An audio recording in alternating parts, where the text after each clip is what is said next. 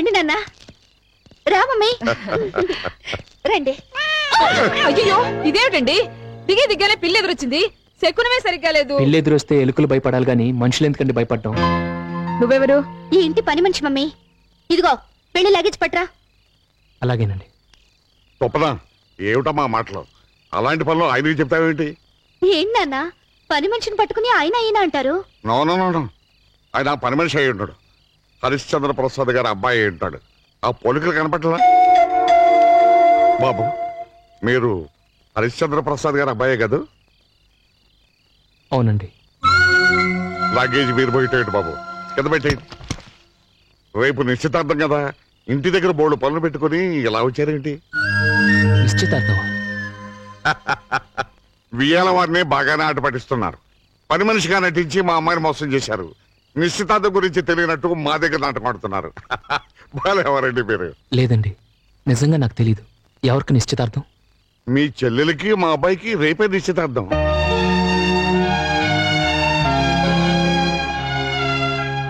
నిజంగానే నాకు తెలీదండి.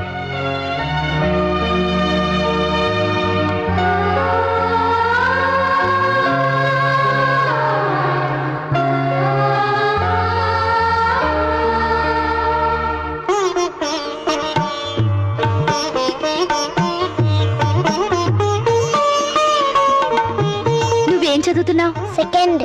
మరి నువ్వు? థర్డ్. అవును, నువ్వేం చదువుతున్నావు? IAS.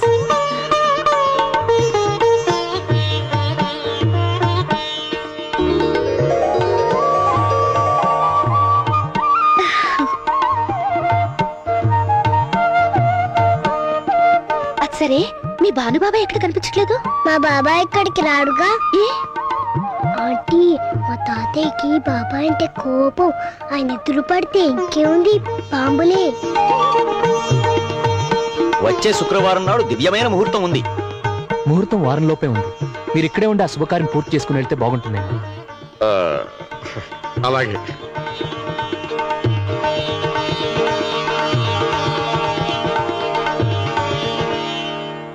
ఆంటీ రండా ఆంటీ, మా ఇల్లు చూదురు గాని. ఈ ఒక్కటి తిను బాబు. చాలమ్మా, కడుపు నిండిపోయింది. నీకు రవ్వలడ్డంటే ఎంతో ఇష్టం కదా, తిను.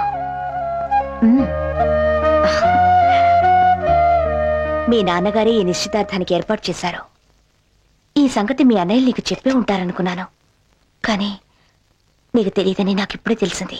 పర్వాలేదమ్మా, నాకు తెలిసినంత మాత్రాన ప్రత్యేకంగా ఊరికే ప్రయోజనం ఏముంది? కానీ ఒకటి, మరో జన్మంటూ ఉంటే ఆ జన్మలోనూ ఈ దేవుడికే పుట్టాలని ఆ దేవుడిని కోరుకుంటానమ్మా. అప్పుడైనా నాన్నగారికి ఇష్టమైన కొడుకుగా ఉండాలనుందమ్మా. అన్నయ్య, అన్నయ్య, నేను పిలిచింది మిమ్మల్ని అన్నయ్య. ఎందుకు? ఏం లేదు, భానుప్రసాద్ గారి గురించి కొన్ని వివరాలు తెలుసుకుందామని. ఏంటన్నయ్య అలా చూస్తున్నారు? ఏం లేదు, భానుప్రసాద్ గారు అని గౌరవంగా పిలిచిన మొదటి వ్యక్తి నువ్వే. అందుకే కొంచెం ఆశ్చర్యంగా ఉంది. చెప్పమ్మా, అతని గురించి నీకు కావాల్సిన వివరాలు ఏమిటి? ఈ ఊళ్ళో హరిశ్చంద్ర ప్రసాద్ అంకుల్ గారిది పెద్ద ఫ్యామిలీ, డబ్బున్న ఫ్యామిలీ కూడా. మిగిలిన ఇద్దరు కొడుకులు గొప్పింటి బిడ్డల్లాగే బ్రతుకుతున్నారు. కానీ భానుప్రసాద్ గారు మాత్రం ఎందుకు అలా ఉన్నారు? ఇంట్లో వాళ్ళంతా అతన్ని కాని వాళ్ళ చూస్తున్నారు, కావాలని అవాయిడ్ చేస్తున్నారు. ఎందుకు ఇలా జరుగుతోంది? భానుప్రసాద్ కథ వింటే భగవంతుడు కూడా బాధపడతాడమ్మా. భానుకి చిన్నతనం నుంచి చదువు వంటపట్టలేదు. అతనికి ఎప్పుడు 0 మార్కులే వచ్చేవి. ఈ విషయం తెలిస్తే తండ్రి తిడతాడని పలక మీద 0 మార్కులు చెరిపేసి 100కి 100 మార్కులు వేసుకుని తండ్రికి చూపించేవాడు. అయినా సరే వాళ్ళ నాన్న తిట్టేవాడు. 100కి ఎన్ని సున్నాలుంటాయో తెలిస్తే కదమ్మా 4-5 సున్నాలు వేసి తీసుకెళ్లేవాడు. వాళ్ళ నాన్నకు దొరికిపోయేవాడు. చదువు మీద శ్రద్ధ లేని భానుప్రసాద్ స్కూలుకు మాత్రం ఒక్కరోజు కూడా సెలవు పెట్టకుండా వెళ్లేవాడు. దానికి కారణం అతని మేనత్త కూతురు మాధవి. అతనికన్నా 2 ఏళ్లు చిన్నది. ఒకరోజు మాధవి హోంవర్క్ చేయలేదని మాస్టర్ కొడుతుంటే ఆమె ఏడవడం చూసి తట్టుకొని భాను మాస్టర్ని చావచితో కొట్టాడు. అంతే, ఆ రోజు స్కూల్ ఫుల్ స్టాప్ పెట్టిన వాడు మళ్లీ స్కూల్ వైపు కన్నెత్తి చూడలేదు. ఇలా తనకు తెలియకుండా చేసిన 2-3 తప్పుల వల్ల భానుప్రసాద్ అల్లరోడని ఆకతాయని ముద్ర పడిపోయింది. అతను పనికొచ్చే పని చేసిన పనికిమాల పనిలా కనపడేది వాళ్ళ నాన్నకి. అందరి ఆప్యాయతలకి దూరమైన భాను కాస్తో కూస్తో ఆనందంగా ఉన్నాడంటే దానికి కారణం మాధవి. అప్పట్లో ఆమె హాస్టల్లో ఉండి చదువుకునేది. శని ఆదివారాలు మాత్రం ఇంటికి వస్తుండేది. ఆమె వస్తుందంటే భానుకి పండగే పండగ.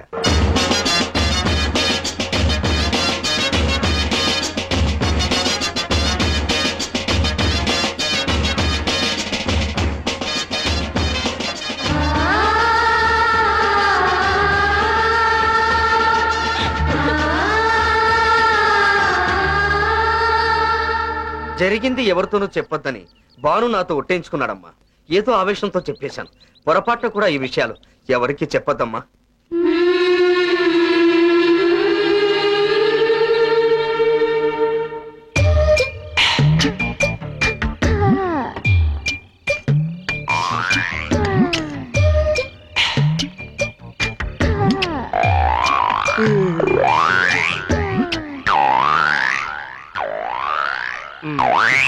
ఎరా నిన్ను నానా తిట్టు తిట్టానని గొడ్డు చాకరి చేయించుకున్నానని నా మీద కోపంగా ఉందా? అయ్యో లేదన్నా, మీరు నాకు అన్నలాంటారు. అనిల్ కపూర్ అరిస్తే సంజయ్ కపూర్ కోపం వస్తుందా? Very good. అదేంటి తమ్ముడు నిలబడే ఉన్నావు? కూర్చో. అర్రే కింద కూర్చుంటావేంటయ్యా? కుర్చీలో కూర్చో తమ్ముడు. మూల విరాట్ లాంటి వారు మీ ముందు కుర్చీలో కూర్చుంటే కళ్ళు పేలిపోతాయి. అడ్డడ్డడ్డడ్డే ఏంటో అనుకున్నా. నీకు మర్యాద బాగా తెలుసు తమ్ముడు.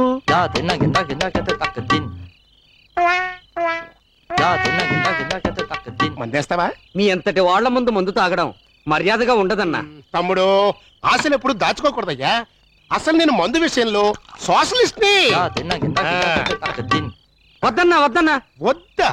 మందులోకి సోడా వద్దంటున్నానన్నా. ఓహో ఏయ్ మర్యాద మర్యాద. చేర్ చెప్పు. చీర్స్. Very good. మర్యాద మర్యాద.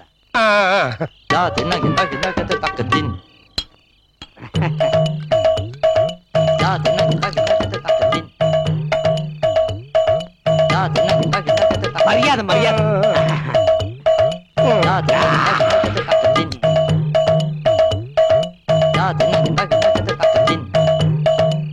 బాతు బచ్చా అందా ఇందాక ఇవన్నీ తీసుకొచ్చి పెట్టింది పిల్ల. ఆ, అది ఆ టైపేనా? ఆ టైప్ అంటే అదేరా అక్కం అక్కం ఆ టైపేనా అని. అక్కుం అక్కుం అవునో కాదో నాకు తెలియదు కానివ్వండి. వైజాగ్ అప్పని నడితే తెలుస్తుందండి. వీరప్పన్లాగా ఈ వైజాగ్ అప్పన్న గడబడరా? ఆ పిల్ల మొగుడండి. ఈరప్పన్ వుడ్ కట్టర్ అయితే వైజాగ్ అప్పన్న టక్కుం టక్కుం హ్యాండ్ కట్టర్ అండి. ఇంతకు ముందు 2-3 చేతులు నరికి జైల్లో ఉన్నాడు. పదండి ఆ నడుగు. అంత రిస్క్ మనకొద్దులే.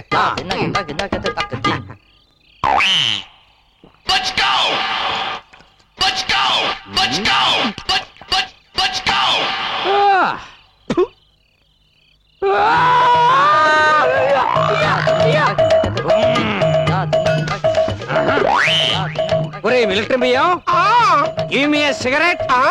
గివ్.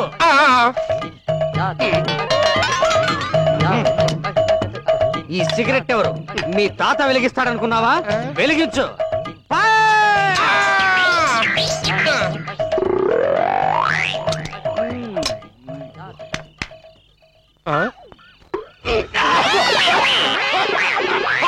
ఇందాకేంటి కూసావు? అక్కుం అక్కుమా. ఇప్పుడు నీ పరిస్థితి బాగాలేదులే, తర్వాత మాట్లాడుకుందాం. నేను సరిగానే ఉన్నాను. ఇంకో పెగ్గుపోయి. రేయ్ నీకు ఆల్రెడీ ఓవర్ అయిపోయిందిరా. రేపు తాగుదాన్ని పోయి రెస్ట్ తీసుకో. నువ్వు తాగమన్నప్పుడు తాగడానికి, వద్దన్నప్పుడు మానేయడానికి ఇదేమన్నా మిలిటరీ అనుకున్నావా? సివిల్. పోయిరా. నన్ను రానా? నువ్వు మరో లేకుండా మాట్లాడుతున్నావు. వీరప్పని చెప్పిన ఏనుగులా ఉన్నావు. నీకు మర్యాద ఏంటి బే? పోయిరా. రేయ్ రేయ్ నిన్ను కూర్చోబెట్టి తాగించినందుకు నాకు బుద్ధి బుద్ధిగా చేశారా? ఓహో వీడికి మందు ఎక్కువ. రేయ్ లోపలికి వెళ్ళి నిద్రపో, బాగా రెస్ట్ తీసుకో. రేపు మాట్లాడుకుందాం. పోరా పోబే. నీ అబ్బా రే పోరా. కబీ కబీ మేరే దిల్ మే